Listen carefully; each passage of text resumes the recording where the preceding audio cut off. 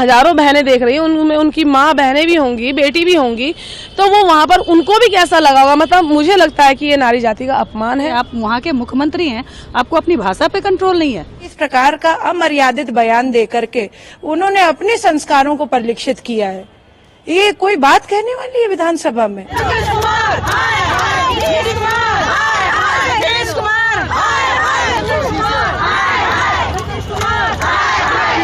देखिए, नीतीश कुमार जी ने सदन में जनसंख्या कानून के बारे में एक ऐसी अपनी सोच इस तरह से बोली है जिसमें शब्द बहुत घटिया थे और उनकी भाव भंगिमाएं उन पर और भी ज़्यादा घटिया थी और उसकी पुनरावृत्ति फिर की गई दूसरे सदन में। तो मतलब वो शब्द इतने घटिया थे कि भाई साहब मैं आपके सामने तो क्या, मैं बहनों के सामने उसकी पुनरावृत्ति नहीं कर सकती। इस तरह की बातों को जब सुना और जिस समय हम देख रहे थे, हम घर में ही शर्मसार हो गए थे। मतलब हमारी माता जी बराबर में थी और सुन के हमें लगा कि क्यों, मतलब कानों में से शीशा पिघल गया। और वहां पर बैठी हुई सदन में बहनों, उनके साथ क्या हुआ होगा, या जो भाई थे उन लोगों को पता है सदन में जो कार्य चल रहा है उसको हजारों बहनें देख रही हैं, उनमें उनकी माँ बहनें भी होंगी, बेटी भी होंगी, तो वो वहाँ पर उनको भी कैसा लगा होगा। मतलब मुझे लगता है कि ये नारी जाति का अपमान है। नारियों के लिए इस तरह की अभद्र बातें बोली उन्होंने, सोच समझ के बोली। इसके विरोध में हमने आज नीतीश जी का पुतला जलाया है और हम उनसे इस्तीफे की मांग करते हैं कि नैतिक जिम्मेदारी होनी चाहिए ऐसे पद पर रहते हुए जहां आपकी भाषा बड़ी मर्यादित होनी चाहिए, क्योंकि आपको दुनिया देख रही है, आपसे बहुत सारे युवा प्रेरणा ले रहे हैं। आप ऐसी भाषा का प्रयोग कर रहे हैं जिससे अगर उससे प्रेरणा लेकर आगे युवा पीढ़ी बढ़ी तो आप समझ सकते हैं समाज में किस तरह की भाषा का प्रयोग होने लगेगा, किस तरह बहनों का सड़क पर चलना मुश्किल हो जाएगा। सारी महिला जाति जो 50% के करीब है, उन सारी महिलाओं में उबाल है, गुस्सा है, नफरत है उस व्यक्ति के लिए जो उस सूबे का मुखिया है। सदन में जो सदन मंदिर के समान पूजा जाता है, और सबसे बड़ी बात तो जिस देश में महिला को सबसे पहले पूजा जाता है, दुर्गा, लक्ष्मी, काली, पहले माता आती हैं। पहले हम नाम भी लेते हैं तो सीताराम बोलते हैं, हम राधे श्याम बोलते हैं, हम श्याम राधे नहीं बोलते।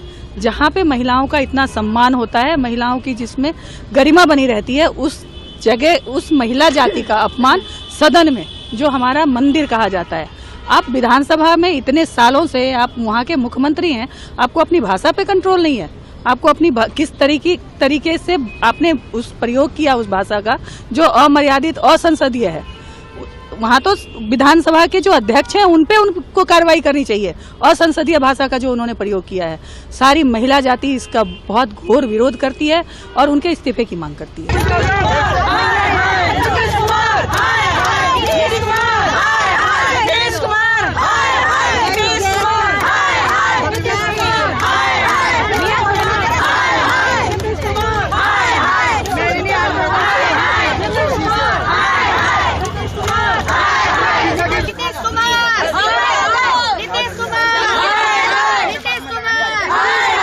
मुझे इस बात का खेद भी, इस बात का आक्रोश भी, और अंग्रेजी में एक शब्द है डिस्गस्ट, कि नीतीश कुमार इंडिया अलायंस के संस्कारों का परिचय देते हुए देश की महिला के बारे में जिस प्रकार से अभद्र बात बोल चुके हैं, उसका 24 घंटा बीत गया, अब तक ना कांग्रेस पार्टी ने खंडन किया, ना इंडिया अलायंस के किसी भी नेता ने खंडन किया।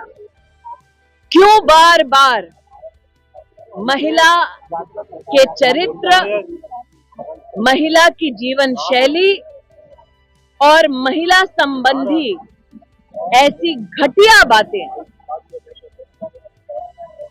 जब इंडिया अलायंस के नेता करते हैं तो सांप सूंघ जाता है कुछ लोगों को। मैं बड़ा क्रोधित हूँ इस बयान से एज अ महिला, और मुझे नहीं लगता है कि इतने बड़े विधायक दल के मुखिया होने के नाते इनको इस प्रकार की टिप्पणी करनी चाहिए थी।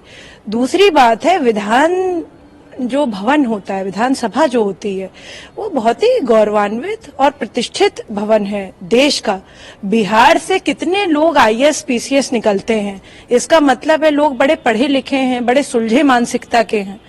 परंतु इस प्रकार की बात करना वहां के मुख्यमंत्री की, ये बहुत ही शर्मसार कर देने वाली है। पूरे भारत के लिए ये दिखाता है कि इस प्रकार के लोगों को विधानसभा में होना ही नहीं चाहिए।